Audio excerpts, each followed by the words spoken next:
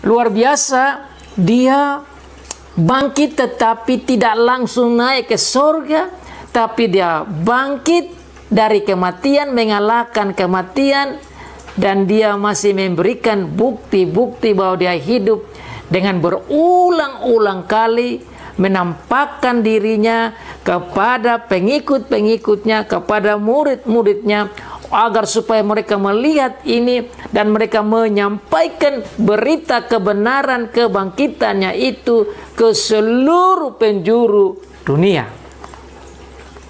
Dan dialah yang dikatakan oleh Alkitab sebagai sulung kebangkitan. Oleh karena kebangkitannya itulah kita mendapat kemenangan. Oleh karena kebangkitannya itulah kita berani menghadapi kematian. Oleh karena kebangkitan itulah kita mendapat kebenaran. Oleh karena kebangkitan itulah kita mendapat hidup yang baru. Oleh karena kebangkitannya itulah kita punya harapan bahwa kita juga akan dibangkitkan tatkala kita mati nanti. Dan semua orang yang percaya ada harapan bahwa akan dibangkitkan bersama-sama dan bertemu dengan Dia. Oleh kebangkitan itulah kita dapat jaminan dan nanti kita juga akan berkumpul bersama-sama dengan Tuhan Yesus. What a wonderful news. What a great tidings. Oleh karena message ini sangat penting, oleh karena berita ini sangat penting, oleh karena hal ini penting sekali, maka Tuhan Yesus mengambil waktu berulang-ulang sebelum dia naik ke surga, dia menampakkan dirinya. Tapi bukan saja itu, pada minggu ini kita juga belajar tentang bagaimana pentingnya berita kebangkitan Tuhan Yesus. Sehingga bukan saja Tuhan Yesus yang menampakkan dirinya, membuktikan bahwa dia bangkit, bahkan warga surga pun tahu itu dan diperintahkan oleh Bapa untuk menyampaikan berita sukacita ini, berita kebenaran ini. Itulah yang dicatat di dalam Matius tadi yang kita baca, termasuk dalam Markus, termasuk dalam Injil yang lain, menyampaikan tentang kebangkitan Tuhan Yesus sebagai perkara hal yang sangat penting. Sangat penting bagi kita. Makanya gereja-gereja Tuhan di mana saja berada perlu mengakui tentang hal kebangkitan Tuhan Yesus ini. Karena inilah yang memberikan kepada kita victory atas ketakutan, atas maut. Saya memberikan tema kita tentang ketakutan. Ketakutan, kekhawatiran, kepanikan. Saya melihat hal ini di dalam teks Matius pasal 28. Itu juga dijelaskan di dalam kitab Markus yang kita baca tadi. Tapi saya mau fokus di kitab Matius tentang ketakutan-ketakutan yang timbul dari beberapa golongan orang. Dan saya catat ada 4 golongan orang yang merasa ketakutan. Dan saya sementara akan hubungkan ketakutan ini dengan ketakutan corona. Presiden Indonesia baru memban atau melarang akan penerbangan domestik dan internasional. Ini juga bisa menimbulkan ketakutan dan kekhawatiran dan kepanikan. Itu nanti kita akan lihat di dalam aplikasi penerapan dari pengajaran firman hari ini. Tapi yang paling utama kita kembali ke Alkitab dulu tentang hal ketakutan. Minggu lalu memang kita juga sudah belajar tentang ketakutan murid-murid. Di mana mereka karena takut pada orang-orang Yahudi, mereka mengunci pintu-pintu rumah itu. Jadi mana mereka ada. Itu akan saya hubungkan dalam bagian terakhir. Saya mau sebut ada 4 golongan orang yang ketakutan. Dan dari 4 golongan orang ini reaksinya berbeda dan hasilnya berbeda, sikapnya berbeda, keputusannya berbeda. There are about 4 kind of groups of people who faced the resurrection of our Lord Jesus Christ and came out with their own fears. But their reactions were different. And the results were different. Because their decisions were different. Keempat golongan itu yang mempunyai reaksi dan kesimpulan dan hasil yang berbeda itu adalah, yang pertama, perempuan-perempuan. Yang kedua adalah serdadu-serdadu, atau bahasa Indonesianya tentara-tentara, army, soldier. Yang ketiga adalah imam-imam. Dan itu dikatakan kepala imam, high priest, imam besar yang sebelumnya itu memutuskan untuk menyalibkan Tuhan Yesus. Bersama dengan imam-imam itu ada lagi yang namanya tua-tua. So ini adalah Sanhedrin, ini adalah pimpinan besar dari pemimpin-pemimpin rohani Yahudi pada waktu itu. Dan yang keempat, orang-orang yang takut, yaitu murid-murid Tuhan Yesus sendiri. Mari saudara-saudara kita lihat 4 poin ini, bagaimana ceritanya dan bagaimana cara Tuhan datang kepada mereka dan memberikan solusi kepada mereka dalam situasi ketakutan itu dan menolong mereka, dan kita lihat reaksi-reaksinya bagaimana. Dan nanti kita akan belajar untuk kita juga dalam situasi saat ini. We will learn from these 4 kind of groups of people in facing this resurrection, as well as the fear towards the resurrection of our Lord Jesus Christ. Dalam Matius pasal 28 ayat 1 dikatakan bahwa pada hari Minggu, hari pertama, hari kebangkitan Tuhan Yesus itu, Maria Magdalena, ada Maria yang lain, yaitu Maria ibu dari Yakobus, dan juga ada lagi perempuan yang lain, bersama-sama dengan perempuan-perempuan itu mereka ke sana. Satu lagi namanya Salome.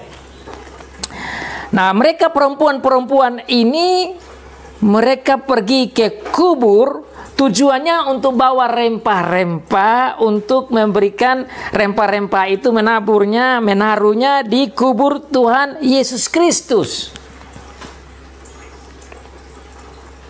Tetapi tatkala mereka sampai ke sana, ada satu fenomena yang luar biasa yang terjadi, yang tidak semua orang alami, kecuali mereka di situ yang alami.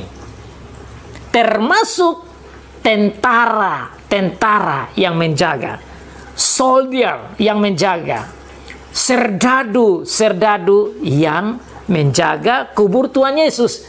Masih ingat ada cerita tentang itu, bahwa mereka harus jaga. Kenapa harus jaga? Karena takut murid-muridnya mencuri mayatnya itu. Karena kalau itu terjadi pencurian, nanti akan terjadi penipuan, bahwa mereka mencuri terus mereka katakan sudah bangkit, sehingga mereka pergi minta di pemerintah untuk kirim pasukan tentara untuk jaga kubur Tuhan Yesus Kristus.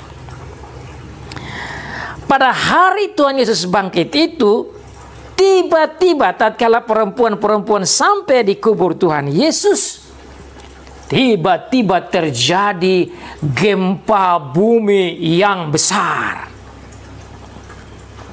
Saya lihat di bahasa asli dan dikatakan di sana itu mega. Itu artinya bukan gempa bumi goyang saja, tapi ini goyangan bumi yang besar. Dan kalau ada gempa bumi yang besar, berarti tentu bukan terjadi di tempat itu saja, pasti di beberapa tempat di sekeliling situ alami itu. Gempa bumi yang terjadi yang hebat, tetapi bahasa asli yang besar. Bersama dengan gempa bumi itu terjadi, tiba-tiba seorang malaikat Tuhan turun dari langit. Wow. Saudara bayangkan kalau saudara ada di situ. You must imagine if you were there and suddenly there was a great earthquake. What happened? You must be panic.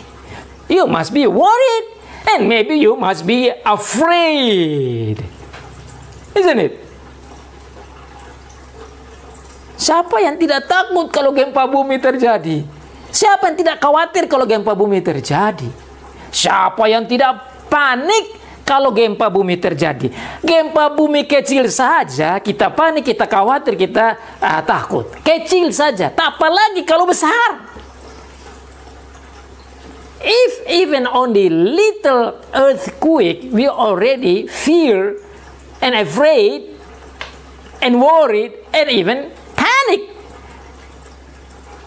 Why? Because we are afraid of our house and our children and everything. Semua kita khawatir karena jangan sampai rumah rubuh, rumah jatuh, dan kita bisa mati, dan lain sebagainya. Itu terjadi kalau ada gempa bumi. Jadi fenomena peristiwa terjadi gempa bumi saja sudah membuat perempuan-perempuan ini ketakutan, tetapi juga bersama dengan perempuan-perempuan itu ada penjaga-penjaga. Jadi bukan hanya satu grup, ada dua grup di sana. Semuanya ini ketakutan karena gempa bumi. Saudara dan saya juga ada situ pasti juga takut.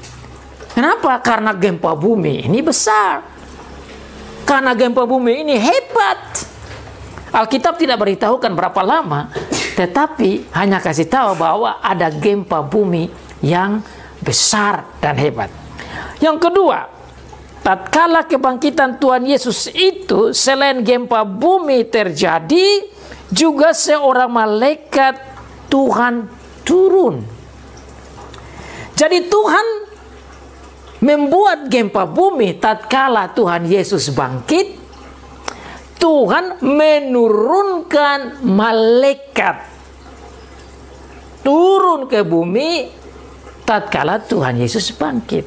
Kalau saudara banding lagi dengan Markus dan Yohanes dan Lukas, itu bisa dilihat bahwa bukan satu malaikat, ternyata ada dua malaikat.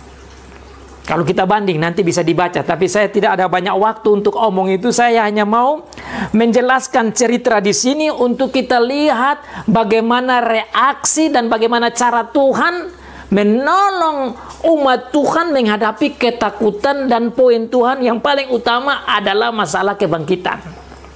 Itu yang saya mau fokuskan pada pengajaran pada hari ini. Malaikat Tuhan itu turun dari langit dan datang ke batu itu dan menggulingkannya lalu duduk di atasnya. Saudara dan saya tidak pernah melihat malaikat.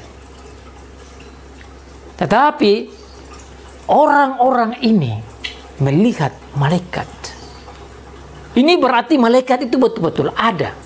Tetapi saudara-saudara, yang luar biasa dikatakan di sini bahwa malaikat yang datang itu tidak sembarang malaikat. Karena malaikat itu datang, dia datang dengan wajah yang berkilauan. Wajahnya seperti kilat. Siapa yang tidak takut? Saudara, kita lihat kilat saja, dari jauh saja. Karena kilat biasa datang dengan guntur. Jadi kalau kilat itu datang, biasa orang tidak akan berani menghadapi kilat.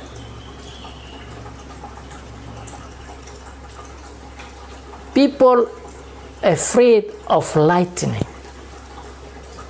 And you can imagine these angels, his face looks like lightning. Imagine if you were there seeing this angel that face look like lightning. So now there are about three things: earthquake, angel, but angel looks, his face looks like lightning. Ada gempa bumi yang besar, menggoyangkan, orang sudah takut. Malaikat turun dari langit, mereka lihat itu, terus malaikat ini wajahnya seperti kilat. Saya mau jelaskan ini supaya saudara dan saya bisa bayangkan kalau kita ada di situ. We must imagine if we were there, experience the big earthquake, and experience and seeing the face of that angel that came down from heaven.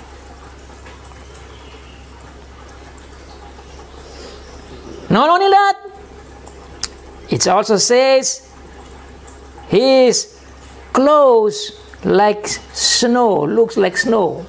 Pakaiannya seperti salju. Jadi saudara bayangkan, mukanya sudah seperti kilat, pakaiannya putih seperti salju. So it's quite attractive, interesting, but fearful things to see. Something comes from heaven with like lightning. Datang dari surga turun, muka seperti kilat, pakaian seperti salju. Saya mau omong ini karena inilah yang membuat mereka ketakutan.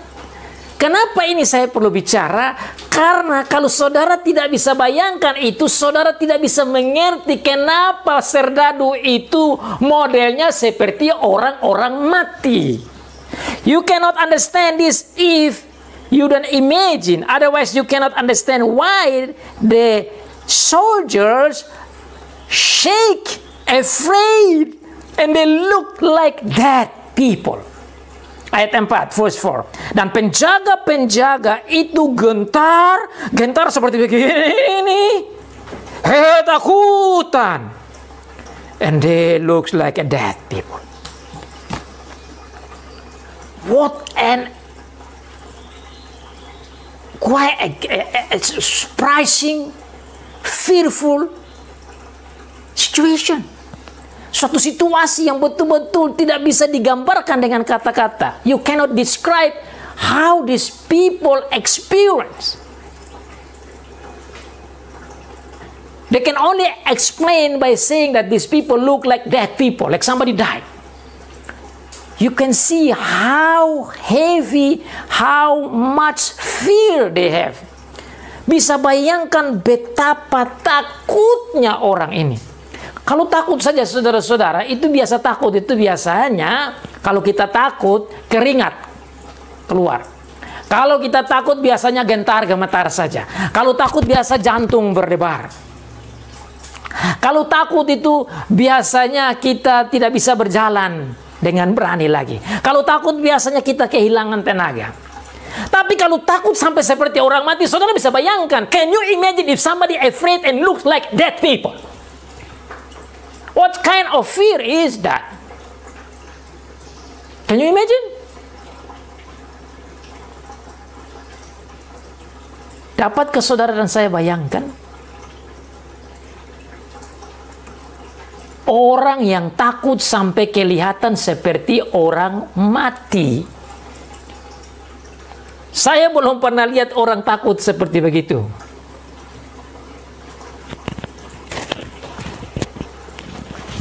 Saya belum pernah lihat orang takut seperti begitu. Jadi, dengan topik ketakutan ini, saudara-saudara, saya mau kita bayangkan. Saya juga belum pernah mengalami ketakutan seperti itu dan menjadi seperti orang mati. Tapi saya pernah dengar cerita orang yang takut dan sampai mati. Itu cerita saya, tapi saya belum pernah lihat. Tapi di sini saudara-saudara, yang luar biasa yang saya mau garis bawahi bahwa ada orang yang takut seperti orang mati. There were some people that so afraid and looked like dead people. Yang lebih membuat saya heran what make me surprised is these people who were afraid at that time were not normal people. Why? Because these people were soldiers. Nah, ini yang saudara-saudara harus bayangkan. Orang-orang yang takut ini bukan manusia biasa, bukan orang biasa. Can you imagine that? This is not normal people. These guys were armies, soldier. Ini bukan orang-orang biasa. Ini adalah tentara-tentara. Dan saudara bisa bayangkan kalau tentara itu apa yang terjadi? Tentara itu di mana-mana berani. Bukan? Tentara diajar harus berani. Tentara diajar tidak boleh takut. Tapi ini dua tentara takut seperti orang mati. Luar biasa. Kenapa? Karena berhadapan dengan Tuhan, malaikat Tuhan. That is the real situation. No one can go face the Lord. Ini Tuhan masih kirim saja malaikatnya. Bukan Tuhan yang datang, hanya malaikat-malaikatnya yang datang. Keberanian, ketegasan, kesombongan, keangkuhan daripada army-army hilang. All the armies, brave and pride, all gone, and they look like that people.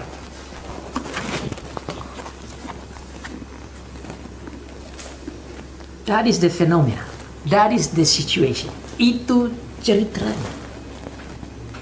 Tetapi sekarang yang menjadi poin penting bagi saudara dan saya, yaitu tatkala menghadapi kematian, ketakutan maksud saya, dalam menghadapi ketakutan ini, reaksi orang-orang berbeda.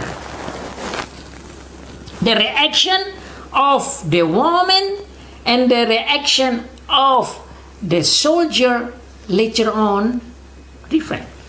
Mereka ketakutan sama-sama, they were afraid together, but the results were different. Hasilnya berbeda. Kenapa? Karena tatkala berita yang disampaikan oleh Tuhan lewat malaikat membawa hasil berbeda. Itu yang saya maksudkan.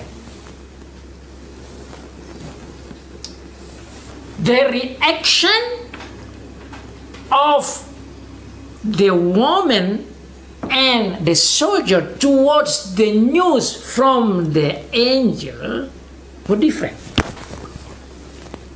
And what is that? Look at the next verse. Lihat di ayat selanjutnya. Akan tetapi ayat 5, malaikat itu berkata kepada perempuan-perempuan itu, janganlah kamu takut. Sebab aku tahu kamu mencari Yesus yang disalibkan itu. Ia tidak ada di sini, sebab ia telah bangkit, sama seperti yang telah dikatakannya. Mari, lihatlah tempat ia berbaring.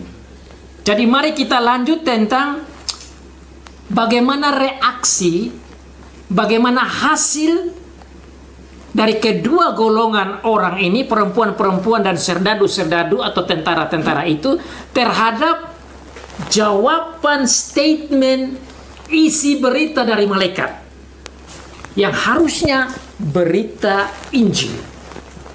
So actually the angel gave a gospel message, a good tidings to them. And the good tidings brought different results. Let's see. Verse 7. Dan segeralah, ayat 7, dan segeralah pergi dan katakan kepada murid-muridnya bahwa ia telah bangkit dari antara orang mati.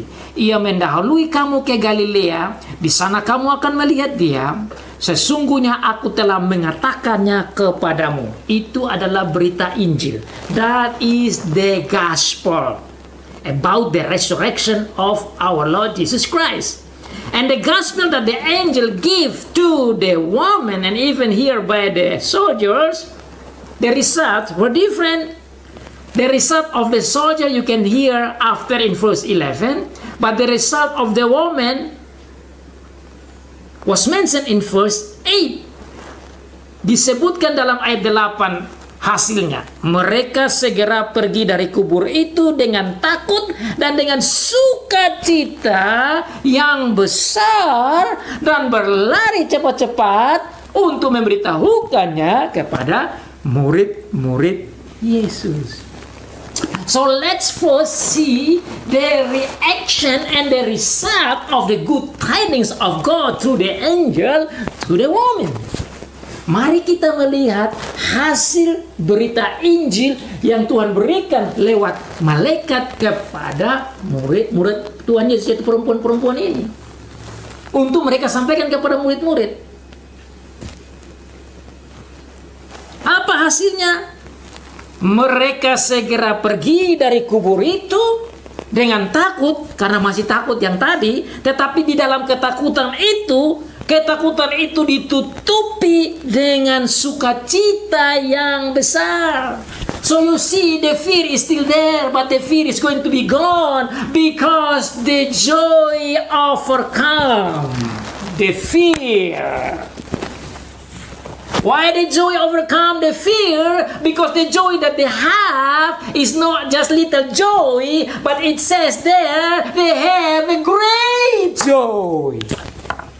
The original words say mega.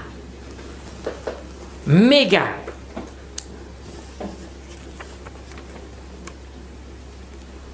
That is the original.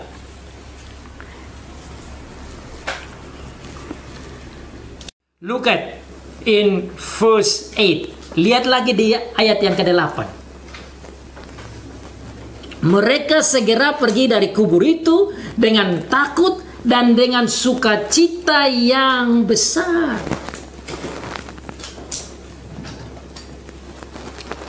Bahasa Yunani dia bilang keras, megale. Itu dari kata keras.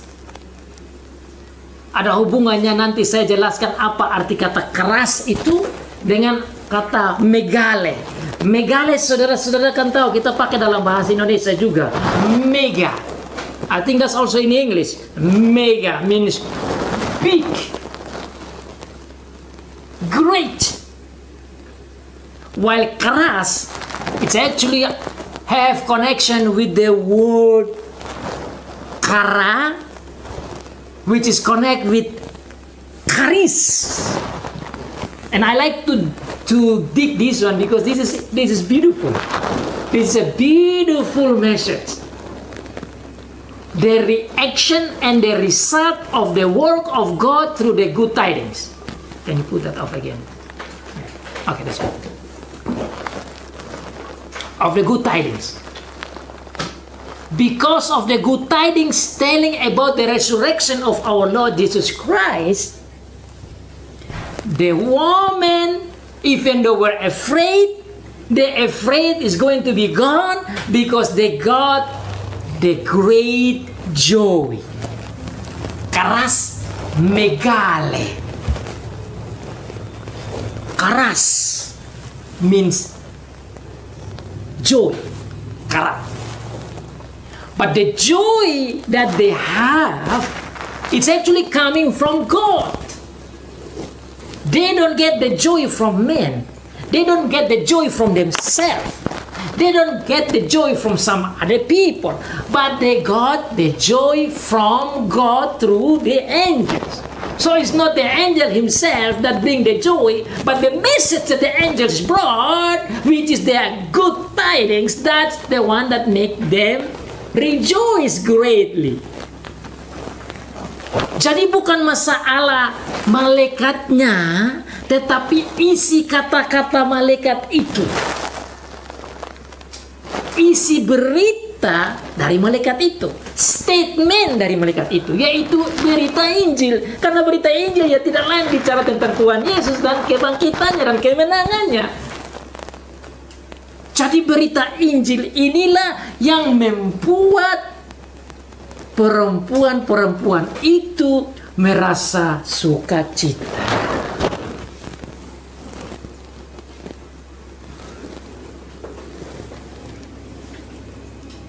Dan sukacita itu datang karena berita Injil itu yang menjadi dasar anugerah dari Tuhan. Yang disebut dengan bahasa Yunani itu dia bilang charis. Charis artinya anugerah atau grace. Charis itu membawa kara, yaitu joy. The grace of God brings peace. The grace of God brings joy. The grace of God in Jesus Christ, who has resurrected from the dead, brings joy. And not only little joy, it's a great joy. And this is only said telling by the angel, not by Jesus Christ himself. So you see, the important is not the angel, but the most important is the message that the angels is talking about. So then you see, this is important for you and me to remember how important to bring the gospel about the resurrection of our Lord Jesus Christ should bring megale, should bring joy yang besar, sukacita yang besar. Should bring great joy when we brings the gospel about the resurrection of our Lord Jesus Christ. Jadi tatkala kita bawa berita Injil, saudara-saudara, mari kita ingat ini. Kita ingat bagaimana malaikat menyampaikan berita itu. Jadi bukan masalah eventnya itu, tapi masalah isi berita itu, yaitu tentang kebangkitan Tuhan Yesus. Itu pertama hasilnya.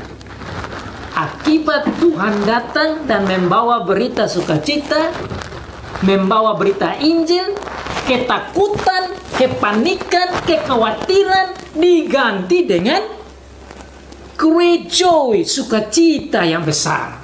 Fear and worries and panic were changed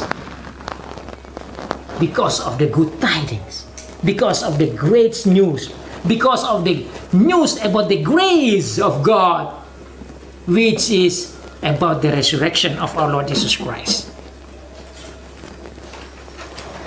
Ayat yang ke-9 dinyatakan di sana, setelah mereka berlari dengan sukacita itu untuk memberitahukan berita yang disampaikan oleh malaikat itu, mereka pergi untuk mencari murid Tuhan Yesus untuk menyampaikan berita ini. Tetapi apa yang terjadi? Di dalam perjalanan menuju kepada murid-murid, ayat 9 katakan, tiba-tiba Yesus berjumpa dengan mereka. Wow, what an amazing Savior we have.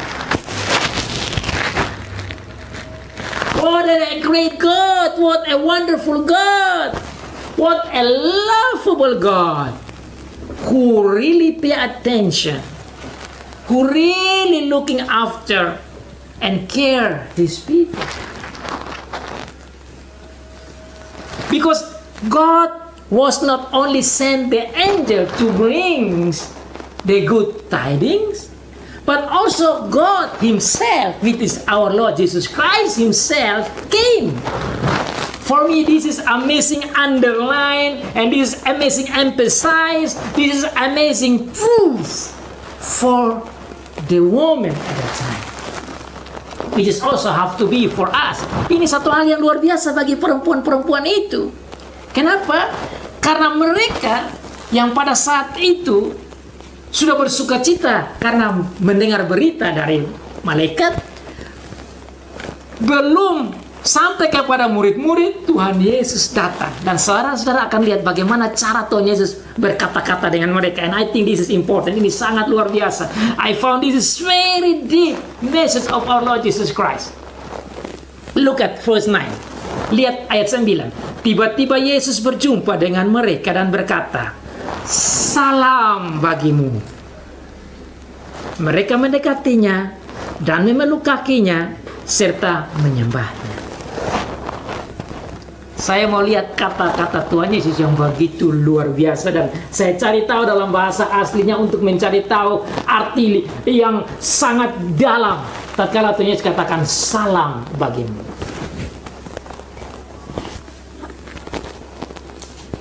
Ini kata-kata Tuhan Yesus. Dia hanya dalam bahasa Indonesia dia bilang salam bagimu. Tetapi bahasa asli yang Tuhan pakai itu saya perlu sekali bagikan, dan saya merasa sangat terhibur dengan kata-kata Tuhan Yesus. I got the deep comfort of the word, just this little word, 2 words of Jesus. Salam bagimu, tetapi dalam bahasa asli dia bilang kairete. Kairete. Saya sebut ini bahasa asli karena ini kita sudah sering dengar kata-kata bahasa Yunani yang mana ada hubungan dengan ini. Kairete itu sebenarnya bahasa asli itu dia punya akar katanya itu kairo yang artinya be glad. Yang ada hubungannya dengan kara, joy. Saudara tahu, waktu minggu lalu kita belajar, toh? Di dalam minggu lalu itu kita belajar kata Tuhan Yesus waktu ketemu dengan murid-murid. Dia juga kasih salam, tapi dia bilang apa? Damai sejahtera bagimu. Di sini dia bilang salam bagimu. Damai sejahtera bagimu itu di dalam bahasa asli yang saya baca dalam bahasa Yunani itu dikatakan Irene. Dia tidak pakai kairete. Irene itu bahasa Ibraninya shalom, yang artinya damai sejahtera. Di pihak lain, di sini dia tidak bilang Irene atau shalom atau damai sejahtera atau peace, tapi di sini dia bilang kairete. Kairete yang ada hubungannya dengan kara, kara yang ada hubungannya dengan karis. Wow, I surprised. Why? Because the word charis and shalom are the 2 greetings that Apostle Paul always use it. Ini 2 kata salam yang selalu Rasul Paulus pakai di awal suratnya. Dan ini yang dipakai di mana-mana. Yang pernah kita belajar kata charis dan kata shalom. Kata anugerah, rahmat, dan kata damai sejahtera. Kata grace dan kata peace.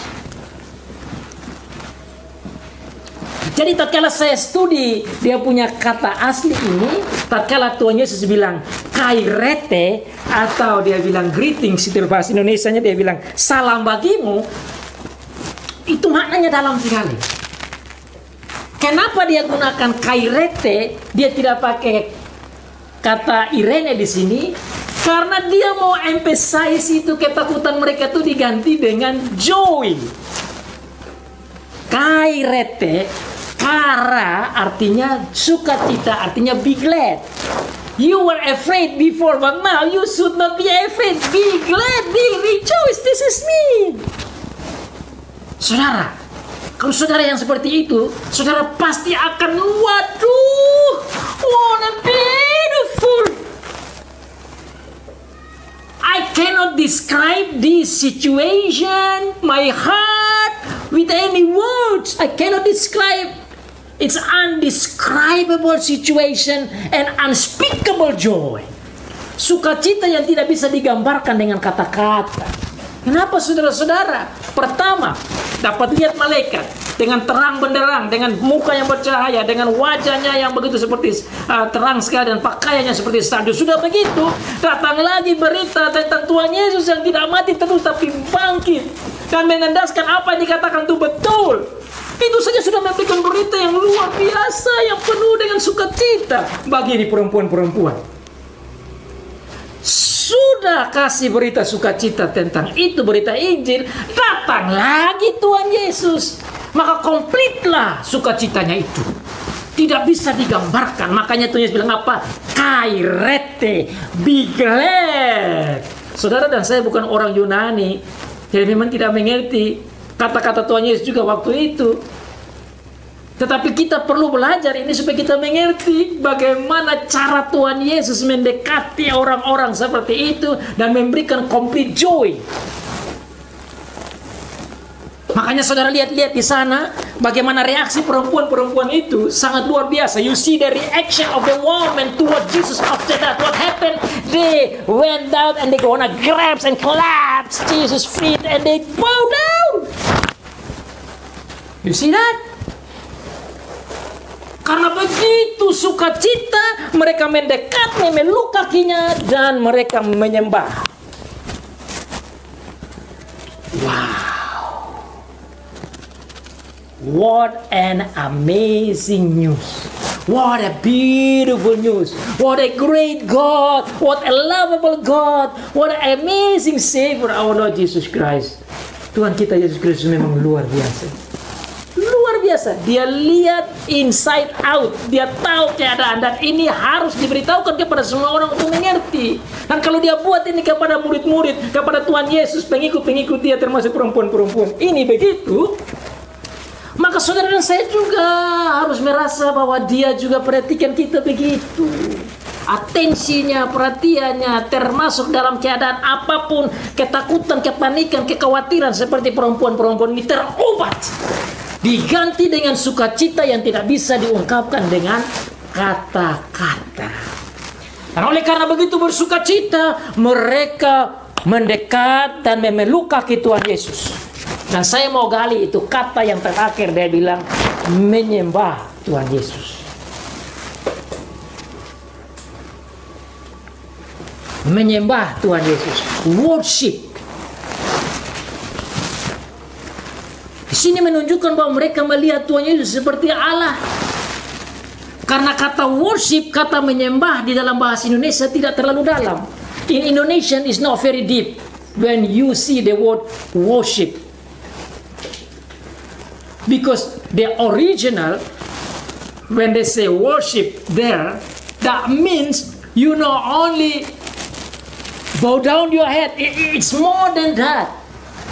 It says like you put your face down and you kiss the floor and you knee down and your body all goes down. Jadi saudara-saudara, kata worship di sini ini menunjukkan suatu sikap kerendahan hati, sikap penyembahan yang sangat humble, yang sangat hikmat, yang sangat menaruh diri di bawah sekali. Dan ini menunjukkan mereka menaruh diri hanya seperti manusia dan Tuhan Yesus adalah Allah. Ini buktinya. Dan Tuhan Yesus tidak menolak itu. Saudara, kalau melihat ini kata dalam bahasa Ibrani, bahasa Yunani sama. Di perjanjian lama juga tatkala dikatakan menyembah itu, tatkala Musa dan semua umat Tuhan menyembah Tuhan, itu artinya mereka menaruh badannya turun sampai ke bawah, kening mereka sampai ke tanah, dan lutut mereka ke bawah, dan badan mereka juga ke bawah.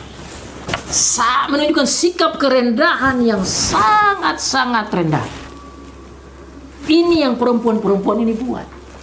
Bukan saja itu, saudara lihat juga di ayat-ayat selanjutnya, tatkala murid-murid juga melihat dia, beberapa dari mereka buat begitu. Tidak semua, karena dikatakan beberapa ragu-ragu ayat 17. Tetapi mereka juga menyembah dia. Dan saya coba kali ini, ternyata kata menyembah ini yang sudah kita dengar dalam kitab Wahyu, di surga itu begitu. Malaikat-malaikat dan semua anggota surga menyembah Allah dengan model begitu. Menaruh diri di bawah. Sangat merendahkan diri. Ini yang harus menjadi sikap hati kita ketika kita menyembah Tuhan. Zaman sekarang kita menyembah Tuhan dengan kurang terhormat. Kita harus merefleksikan itu. Bagaimana kita menyembah Tuhan secara terhormat. Imagine they put all their bodies down. How could you worship God with that humble heart and humble mind and humble self? How could you do that? Unless you understand and you see that God is your God. Otherwise you cannot do that. And that's why you see here, murid-murid, lihat di sini, perempuan-perempuan itu, yang adalah murid-murid Tuhan Yesus, yang pendengar, pengikut Tuhan Yesus, dikatakan murid-murid juga, selain daripada murid-murid yang adalah apostol atau murid-murid 12 murid, mereka ini menyembah Dia. Dan setelah mereka menyembah, baru Tuhan Yesus bilang apa? Jangan takut. Itulah obatnya. Jangan takut. Bersukacitalah karena saya ada. Don't be afraid. Makanya saya bilang apa? Takut, khawatir, panik. Jesus is the answer. You see that? Who is the answer? Jesus is the answer to your fear and worry and panicking. Jesus is the answer. The answer to who? To you and me and to this woman. And so after that, they must go and telling the disciples. Mereka harus pergi dan sampaikan kepada murid-murid. Kenapa harus sampaikan ke murid-murid? Karena murid-murid punya tugas sementara harus menyampaikan berita Injil ke seluruh dunia. Itu yang dikatakan dalam kitab Markus. Setelah itu mereka harus pergi ke seluruh dunia. Markus pasal 16 katakan, sesudah Tuhan Yesus berbicara, ayat 19 ya, sesudah Tuhan Yesus berbicara demikian, kepada mereka terangkatlah ia ke surga, lalu duduk di sebelah kanan Allah. Ayat 20, mereka pun pergilah memberitakan Injil ke segala penjuru, dan Tuhan turut bekerja dan meneguhkan firman itu dengan tanda-tanda yang menyertainya. Itulah cara Tuhan Yesus memberikan jawaban untuk mengalahkan dan mengganti ketakutan, kepanikan, dan kekhawatiran dengan sukacita surgawi. Di pihak lain, saudara-saudara, penjaga-penjaga ini, tentara-tentara itu yang jaga di situ, mereka pulang, mereka sampaikan berita ini kepada imam-imam kepala, ayat 11. Kemudian ayat 12 dikatakan di sana, imam-imam kepala ini mereka juga ketakutan. Kenapa ketakutan? Karena mereka mendengar berita kebenaran. Nah, saudara lihat di sini. Harusnya berita kebenaran ini menobatkan mereka. Tapi justru reaksi dari mereka itu justru menambah-nambah dosanya. Bukan mereka katakan dan pukul dada mereka telah bersalah, bahwa memang Tuhan Yesus itu mati dan bangkit, tapi sebaliknya mereka bermain kotor. Sebaliknya mereka bermain duit. Sebaliknya mereka memutarbalikkan fakta. So they lie, using the money in order to destroy the truth, but you cannot. And you know what? These people are the leaders. These people are the top leaders. Ini adalah pemimpin-pemimpin yang tinggi, imam-imam kepala. Kalau imam-imam kepala, saudara pasti ingat Kayafas dan Anas. These guys are the big leaders. And then the tua-tua elders. Ini sudah pemimpin-pemimpin yang paling besar, yang paling tinggi sudah ini. But they work together. They even have a meeting. They had a meeting, and then they make the decision to collect the big money and then give the money to the soldiers to shut them out, not to talk about the truth, but lie. And even they're going to play bad things also with the governor. Lihat itu bagaimana permainan kotor yang dimainkan oleh pemimpin-pemimpin rohani, para ahli Taurat, para imam-imam kepala, tua-tua, semua bermain uang, dan selain bermain uang, menipu lagi. Why? Because they were afraid. Why? Because they were fear. Why? Because they were worried towards the truth. So you see, people always have two reactions. Whether repent or not repent. So you see these two groups. You will learn the last one about the disciples. Soldiers did not repent. The spiritual leader did not repent. Mereka tidak bertobat. Tetapi murid-murid yang pertama, perempuan-perempuan itu, mereka berubah dan mereka menerima berita ini dan mereka menjalankan tugas, sementara yang kedua kelompok yang lain tidak. Sementara kelompok yang terakhir, para murid-murid, mereka pergi ke Galilea. Dan dalam perjalanan ke Galilea, ke bukit yang Tuhan Yesus tunjuk, tiba-tiba Tuhan Yesus muncul lagi. Saudara masih ingat? Memang mereka jalan, tapi mereka ada dalam ketakutan. Itu juga dicatat di dalam kitab Yohanes. Di dalam ketakutan mereka ini, Tuhan Yesus datang. Tuhan Yesus datang dan Tuhan Yesus sampaikan kepada mereka, saya dapat authority. Kepadaku telah diberikan authority, hak istimewa untuk memegang kuasa di sorga dan di bumi. Karena saya punya kuasa di sorga dan di bumi, saya kasih kamu tugas yang sudah saya perintahkan. Kamu harus pergi, jadikan semua bangsa muridku. Itu yang namanya Great Commission. Ini yang namanya perintah memberitakan Injil. Kamu harus keluar, kamu jangan takut.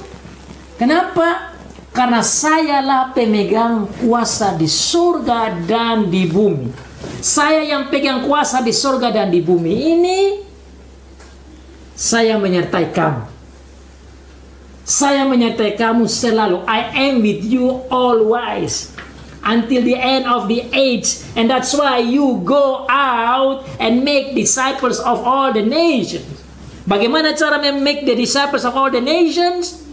You go and baptize them and teach them what I have taught you. Karena saya punya kuasa di surga dan di bumi. Saya yang punya kuasa ini, saya menyertai kamu. Bukan menyertai saja pada saat ini, tetapi selalu, bahkan sampai akhir. Makanya engkau harus pergi dan sampaikan ke seluruh bumi pengajaran yang saya sampaikan dan jadikan mereka muridku. Apa caranya? Tidak lain beritakan tentang pekerjaanku, kelahiranku, kematianku, dan kebangkitanku. Pergilah kepada mereka dan sampaikan. Dan siapa yang percaya diselamatkan, yang tidak percaya tentu dihukum. Itu saja beritanya. Luar biasa. Sikap dari perempuan beda, reaksi dari para murid-murid beda. Setelah itu mereka memberitakan Injil, karena mereka dapat berita sukacita. Poin yang memberikan berita sukacita tidak lain bahwa Tuhan Yesus menang atas maut, bahwa Tuhan Yesus bangkit, bahwa Tuhan Yesus hidup. Itulah yang harus menjadi berita sukacita yang harus disampaikan kemana-mana, yang menggantikan ketakutan. Ketakutan apa saja? Saudara dan saya, kita menghadapi corona, kita menghadapi virus, kita menghadapi sekarang tantangan ekonomi, kita menghadapi berbagai macam hal perubahan yang kita tidak bisa bayangkan. Terus itu bisa menimbulkan kekhawatiran dan ketakutan, dan bisa kepanikan. Mari kita belajar dari firman Tuhan, bahwa Tuhan Yesuslah jawabannya. Charis, grace, and joy, and peace be with you. Because I am with you, karena aku menyertai kamu. Makanya saudara, tadi kita baca di dalam Mazmur 91. Apa yang mau melawan kita? Tuhanlah pelindungmu. Saya tutup akan khotbah ini dengan bacaan itu supaya saudara bisa bersuka cita. Aku berkata kepada Tuhan, tempat perlindunganku dan kubu pertahananku, Allahku yang kupercaya. Dialah yang akan melepaskan engkau dari jerat penangkap burung, dari penyakit sampar yang busuk. Dengan kepaknya ia akan melindungi engkau, di bawah sayapnya engkau akan berlindung. Kesetiaannya ialah perisai dan pagar tembok. Engkau tak usah takut terhadap kedahsyatan malam, terhadap panah yang terbang di waktu siang, terhadap penyakit sampar yang berjalan di dalam gelap, terhadap penyakit menular yang mengamuk di waktu petang. Walau 1.000 orang reba di sisimu dan 10.000 di sebelah kananmu, tetapi aku tidak akan menimpamu.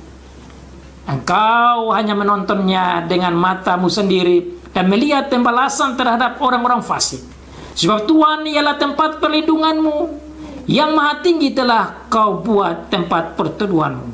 Malapetaka tidak akan menimpa kamu, dan tulah tidak akan mendekat kepada kemahmu. Sebab malaikat-malaikatnya akan diperintahkannya kepadamu untuk menjaga engkau di segala jalanmu. Mereka akan menantang engkau di atas tangannya. Mereka akan menantang engkau di atas tangannya, supaya kakimu jangan terantuk kepada batu. Dan seterusnya sampai ayat ke-16. Mazmur 91 sangat menghibur hati kita tentang betapa Tuhan adalah pelindung kita, yang adalah Allah Immanuel, yang mengetahui segala sesuatu, yang selalu ada bersama dengan kita. Maka saudara, biarlah good tidings, great news, berita sukacita tentang kebangkitan Tuhan Yesus ini harus menjadi berita sukacita bagi kita di dalam menghadapi segala macam hal, bahwa tentu di dalam Tuhan kita adalah lebih dari pemenang-pemenang. Kita dipanggil untuk seperti murid-murid memberitakan berita good tidings, memberitakan berita sukacita ini ke seluruh penjuru dunia. Takut, khawatir, panik, Jesus is the answer. Fear, worries, panic, Jesus is the answer. What an amazing Savior. Amen.